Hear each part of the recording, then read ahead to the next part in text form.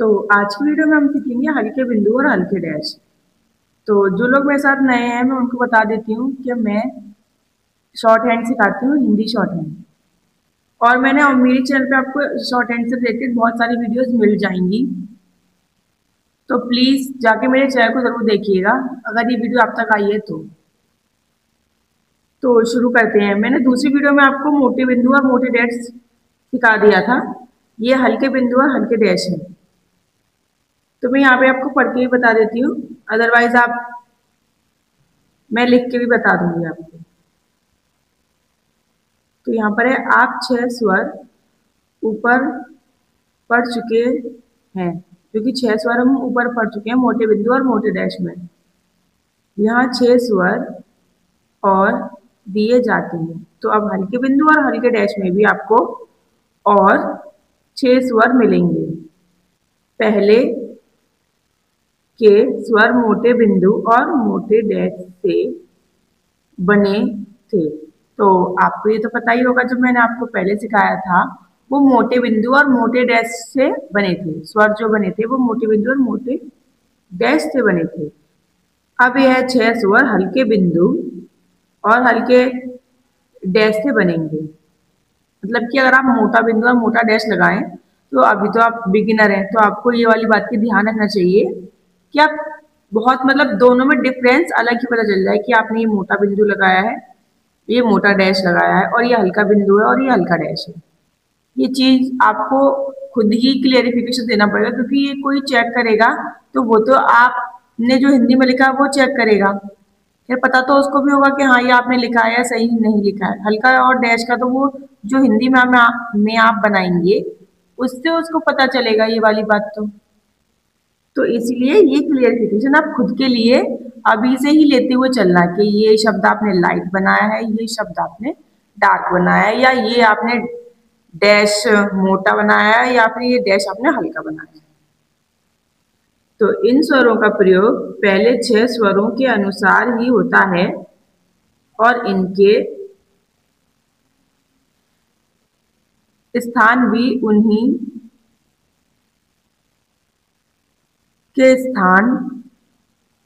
उन्हीं के अनुसार नियमित किए गए हैं। मतलब फर्स्ट प्लेस और सेकंड प्लेस जो मैंने आपको बताया था उस तरह से इसमें बताया गया है। तो इस तरह से आप देख सकते हैं हल्के बिंदु और हल्के डैश। तो जो है फर्स्ट जो हमने यहाँ पे एक शब्द बना लिया, मैंने बड़ा इसलिए बनाया है कि आपको समझ में आ जाएगा first place, second place, third place के लिए इस तरह से होगा। और यहाँ छोटा मैंने आपको दिखा दिया है कि आपको इस तरह से लगाना है। फर्स्ट प्लेस पे लगाएंगे तो ए पढ़ा जाएगा, सेकंड प्लेस पे लगाएंगे तो बड़ा ओ पढ़ा जाएगा, और थर्ड प्लेस पे लगाएंगे तो छोटी ई पढ़ा जाएगा। यहाँ बुक में भी सेम चीज ही है। एंड अगर आप डैश लगाएंगे, हल्का डैश लगाएंगे तो आई या फिर आ और बड़ी ई। कुछ शब्द ऐसे होते हैं जो हमको उनके लिए मतलब आ का भी उसमें वो आता है साउंड और ई का भी आता है। और उसके बाद अगर आप सेकंड प्लेस पे लगाएंगे तो ये छोटी अंक के लिए होगा, और थर्ड प्लेस पे लगाएंगे तो ऊ के लिए होगा, छोटे। तो यहाँ पे मैंने ये शब्द बना के आपको एक बार दिखा दिया है इस तरह से। तो यहाँ ये कुछ शब्द हैं। इनसे शब्दों से पहले मैं आपको एक चीज बताऊंगी जो इसमें एक ट्रिक दी जाती है। ये मैंने आपको पहले भी बताई थी मोटे बिंदु और मोटे डैश के लिए, जो कि यहाँ थी। मैं आपको दिखा देती हूँ एक बार। ये आई देखिए, रे री माँ चोर कूद गया। तो ये रे री माँ आ मतलब आ, चोर कूद गया। तो ये इस तरह से थी। और इसमें भी एक ट्रिक है, ये है ए औरत इस साइड अंचल उलट। मतलब यहाँ पे ये बोला है ए औरत इस साइड, साइड मतलब साइड, साइड वही सेम वो है आंचल।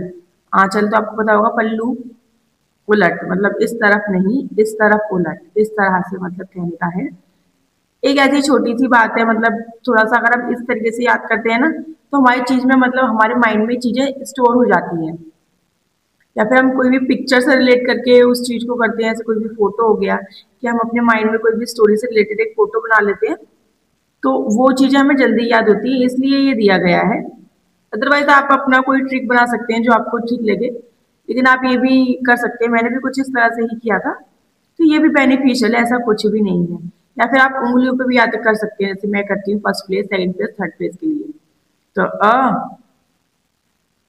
ये मैंने छोटा मोटा बिंदु है, मोटा डैश बता दिया, यहाँ पे तो ए ओ ई, ये फर्स्ट प्लेस की मात्रा हो गई हल्के बिंदु बिंदु में। और मुझे अगर डैश लगाना है तो उसके जगह आ ई अंग ऊ, तो फर्स्ट प्लेस पे आ ई अंग और ऊ। आप इस तरह से भी कर सकते हैं, जैसा आपको अच्छा लगे, it is your choice. Then शुरू करते हैं। तो फिर तो यहाँ पे ये कुछ शब्द हैं, शब्दों से पहले ये यहाँ पे थोड़ी हिंदी है, ये भी मैं आपको पढ़ के बता देती हूँ। ऊपर के स्वरों को देखने से प्रतीत होगा कि, थोड़ा धीरे मैं इसलिए बोल रही हूँ क्योंकि आप लोग अभी बिगिनर हो और मैं जल्दी जल्दी पढ़ा दूंगी तो आप लोगों को समझने में ना थोड़ी डिफिकल्टीज हो जाएंगी। मैं पहले वीडियोस में पढ़ाती थी, लेकिन मेरे ही कुछ बच्चों ने बोला कि नहीं आप थोड़ा धीरे पढ़ाया करिए क्योंकि कुछ चीज़ें हमें समझ में नहीं आती। लेकिन हाँ, कुछ बच्चे वो भी थे कि वो स्लो करके देख लेते हैं, but as the same thing मैंने सोचा कि कोई बात नहीं, जैसा लोगों को समझ में आए मैं थोड़ा धीरे धीरे पढ़ा दूंगी।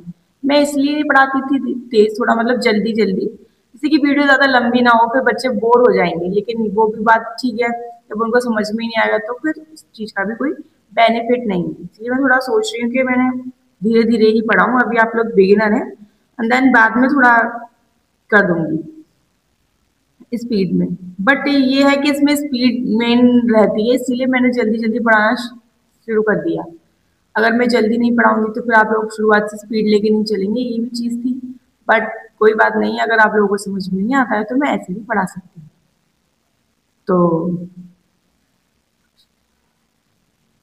तो कोई बात नहीं, अब जैसे भी आपको समझ में आया आप मुझे प्लीज़ कमेंट करके बताते रहिएगा जो भी कुछ है। तो कुछ बच्चे ऐसे हैं जो मेरी वीडियोस देखते हैं और मैं उनसे लाइवली मिलती हूँ, तो इसीलिए उन लोगों ने सजेस्ट किया था कि आप थोड़ा स्लो कर दीजिए मैम। तो कोई बात नहीं, अब शुरू करते हैं आगे। तो यहाँ पे यह ऊपर के स्वरों को देखने से प्रतीत होगा कि ऋषि और बड़ी अंग और ये जो ला पे नीचे रा है को कोई स्थान नहीं दिया गया है। संकेत लिपि में इनकी कोई आवश्यकता नहीं पड़ेगी। बीच में अंग की मात्रा को जहाँ विद्यार्थीगण आवश्यक समझें अपने मन से लगा लें, जैसे कि दुख। यह शब्द संकेत लिपि में दुख लिखा जाता है। मीन्स अगर वैसे जो हम नॉर्मल हिंदी में लिखते हैं तो वो इस तरह से लिखा जाता है, तो अगर आप ऐसे लिखेंगे तो आपको पता होगा कि कैसे लिखा जाएगा। अगर आप हिंदी में लिखें तो प्लीज़ इस तरह से ही लिखेंगे, क्योंकि हम टाइप भी करेंगे ना, तो वो इस तरह से ही करेंगे। अगर आपको टाइपिंग से रिलेटेड भी चीज़ें सीखनी है मुझसे तो प्लीज़ मुझे कमेंट करके बता दीजिएगा, मैं वो भी सिखा दूंगी। मतलब कुछ कुछ धीरे धीरे शुरू करूंगी तो बिगिनर्स को थोड़ा प्रॉब्लम नहीं होगा, मैं वो भी आपको बहुत प्रॉपरली बता दूंगी। मेरे पास कंप्यूटर की भी सारी चीज़ें हैं तो मेरे लिए कोई प्रॉब्लम नहीं होगी। तो प्लीज़ आप मुझे बता दीजिएगा कमेंट करके। तो दुख लिखा जाता है, पर यदि विद्यार्थीगण चाहें तो इस दुख पढ़ें या लिखें, इसे दुख पढ़ें या लिखें। यदि वर्ग अंत में आवे तो शब्द संकेत के अंत में एक हल्का डैश लगाने से विसर्ग पढ़ा जाएगा। जैसे मतलब ये ऋषि का काम रा से और ल, और ये र का काम ला और रा अलग अलग लगाने से निकल आता है।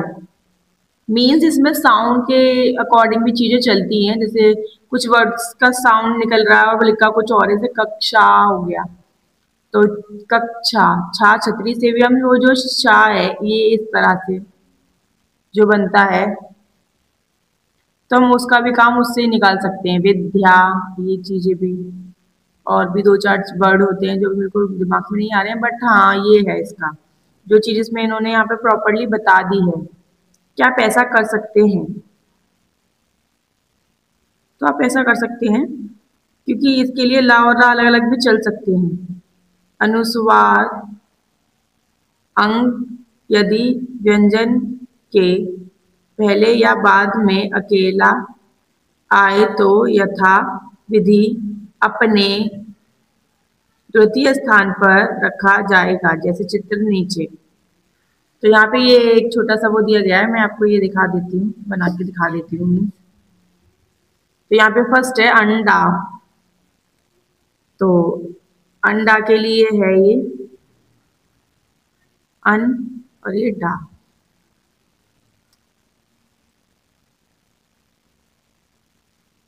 आई होप कि आपको दिखाई दे रहा होगा।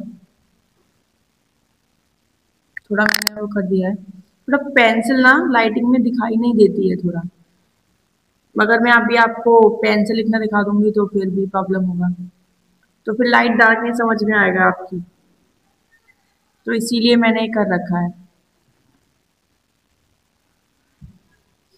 यह है अंत, तो इसको बीच में ये आज अंग जो है वो यहाँ बीच में आ गया हल्का डैश। उसके बाद है अंधेरा, अंधेरा। तो ये धे और रा तो ये हो गया, धे की मात्रा यहाँ आ गई और रा की मात्रा यहाँ आ गई फर्स्ट प्लेस पर, और जो अन है उसकी मात्रा यहाँ पे आ जाएगी। उसके बाद है का कम, तो इसमें आ अंग की साउंड आ रही है ना, कंप, तो यहाँ पे ये माँ की जगह ये हो जाता है। तो इसके बाद है पंप। तो पंप भी देखिए अंग का साउंड कर रहा है, लेकिन ये बीच में है तो ये भी शब्द के बाद लगेगा, ये भी बीच में था अंग तो ये शब्द के बाद लगेगा, जब शब्द बन गया उसके बाद यहाँ लग गया। ऐसे ये पंप, पंप, इस तरह से। उसके बाद है ये यहाँ पर यदि, यदि अनुस्वार व्यंजन के पहले या बाद में किसी स्वर के पश्चात आवे तो उसी स्वर के स्थान पर हल्का एक हल्का शून्य रख देना चाहिए, जैसे चित्र नीचे, जैसे आच, आत, ओठ, यानी अंक की बिंदी के लिए, चंद्र बिंदी के लिए ये चीज है इसमें।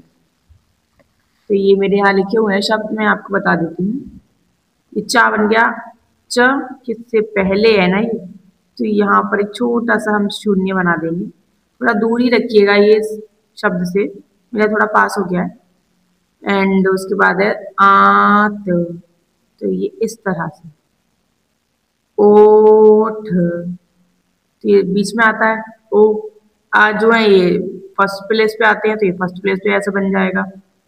ये है यहाँ पे लिखा हुआ है चंद्र बिंदु, चंद्र बिंदु और अनुस्वार विद्यार्थी गण अपनी समझ से लगा ले, इस तरह से। इसके बाद है ये थोड़ा और है,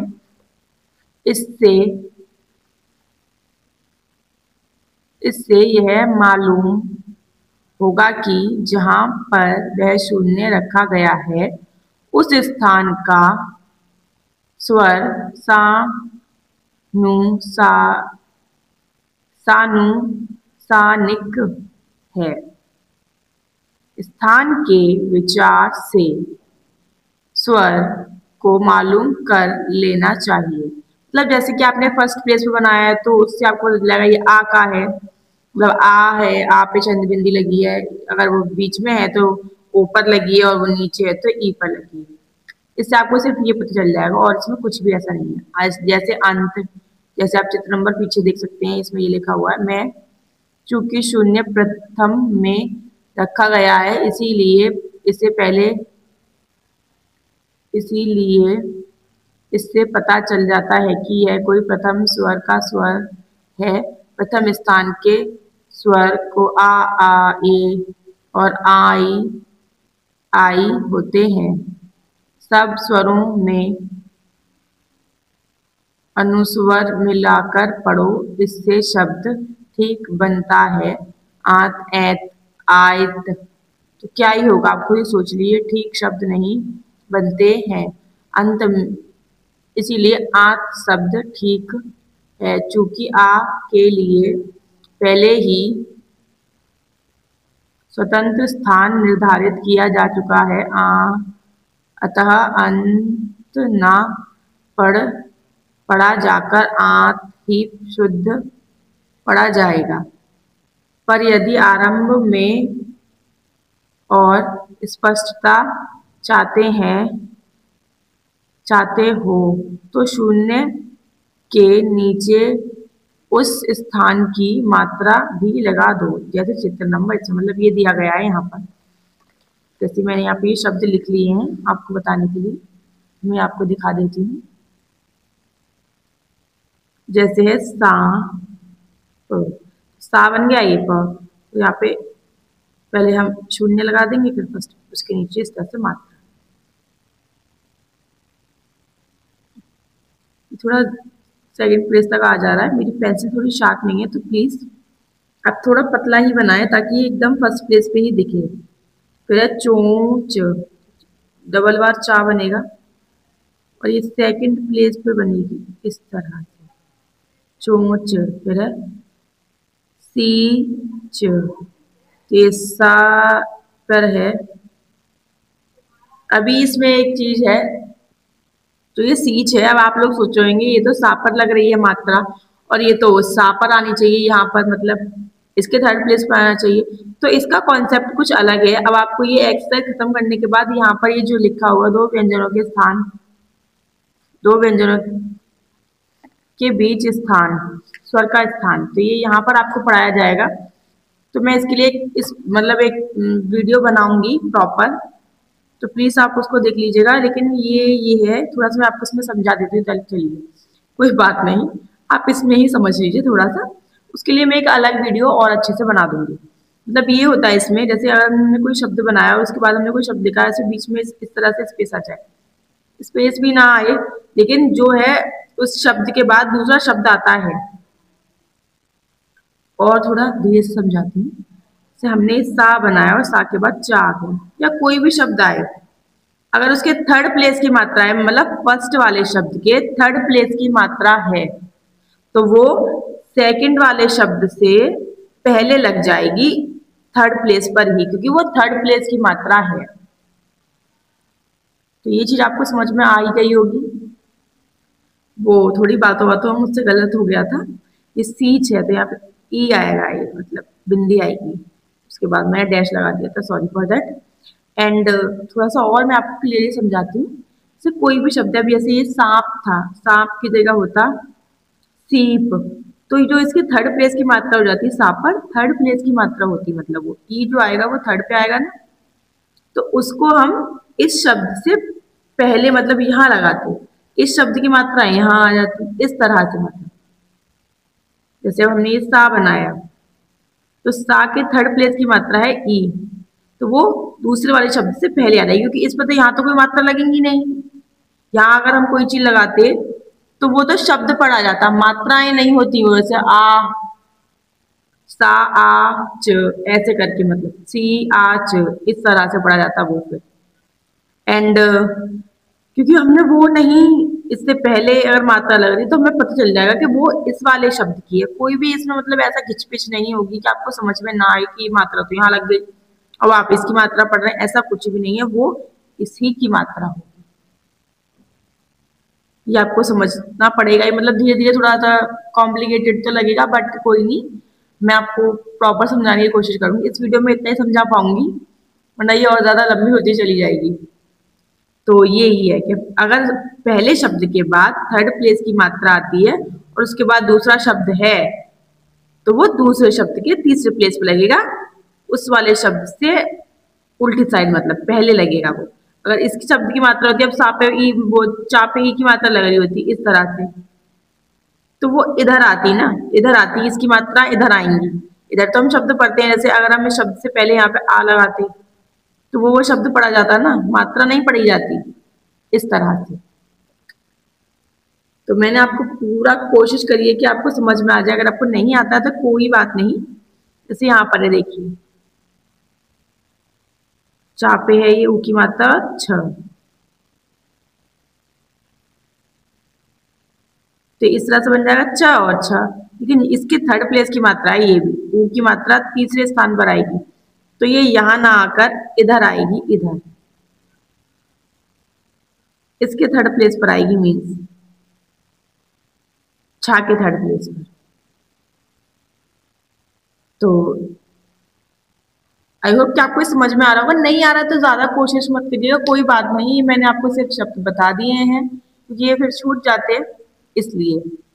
अगर आपको नहीं समझ में आया तो मैं इसके लिए एक प्रॉपर वीडियो बनाऊंगी, आगे भी मैं बनाऊंगी ही, तो ज़्यादा कॉम्प्लिकेटेड करने की कोई ज़रूरत नहीं है। इसके बाद कुछ भी नहीं, अभ्यास 6 आ गया है, यहाँ पे लिखा हुआ है सीच और पूछ अलग। अगले नियम दो व्यंजनों के बीच स्वर का स्थान पृष्ठ 33 के अनुसार दिए गए हैं। जैसा कि मैंने आपको बताया था कि मतलब ये इसके अनुसार दिए गए हैं ये शब्द, ये दो शब्द। बट कोई बात नहीं, मैंने आपको थोड़ा सा तो बता ही दिया। मैं एक्सरसाइज कराने के बाद में आपको मैं पक्का इसको कराऊंगी, मतलब मैं कराऊंगी ही ऑब्वियसली वो तो, पर मैं उसमें आपको बहुत अच्छे से समझाने की कोशिश करूंगी जिससे कि आपको कोई भी कॉम्प्लिकेशन बचे नहीं। थोड़ा मुश्किल होता है ये समझना, बट कोई बात नहीं, धीरे धीरे आपको सब आ जाएगा। मैं आपके साथ हूँ ही। और आपको कोई चीज़ नहीं समझ में आती है तो प्लीज़ मुझे कमेंट करके पूछ लीजिएगा। एंड इतना ही था आज की वीडियो में। आई होप कि आपको पसंद आई होगी। अगर आपको कुछ भी डाउट है तो प्लीज़ मुझे कमेंट करके पूछ लीजिएगा, और प्लीज़ मुझे थोड़ा सा रिस्पॉन्स करना करिए जिससे कि मुझे भी पता चले कि हाँ आपको मेरी वीडियोस अच्छी लगती हैं। एंड इतना ही था आज की वीडियो में। Thank you so much for watching my channel. Like share and subscribe करना ना भूलें। Thank you.